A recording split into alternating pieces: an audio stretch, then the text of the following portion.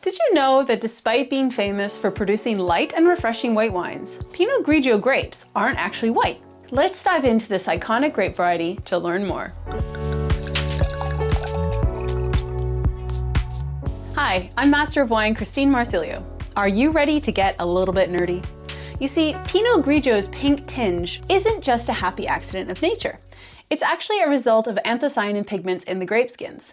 And it's this unusual skin color that lets us create the delightful Ramato wines. Now, rame means copper in Italian, and hence Ramato wines are copper colored. With their auburn hue, thanks to prolonged skin contact during the winemaking process, they're a testament to Pinot Grigio's ability to defy white winemaking norms.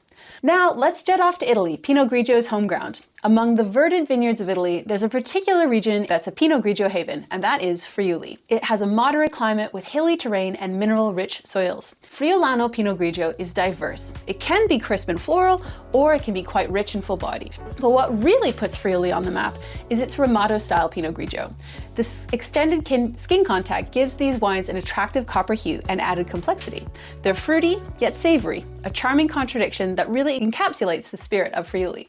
Well, hello, would you believe this? This is a rosé made with Pinot Grigio, and it is by Marchese Vescobaldi. This is their Thames Ramato from Friuli in northeast Italy.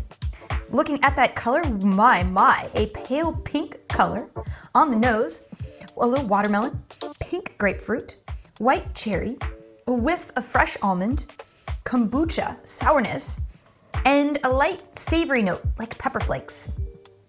On the palate, this wine is still light and fresh, but it's a little more rich with melon flavors and these nice lemon peel notes. Very light finish, and it's somewhat savory, a very dry rosé indeed. I would love to pair this wine with something chicken.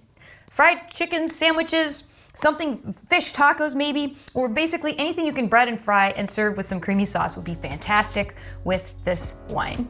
Are you curious to learn more about wine and need that confidence, but don't know how to get started?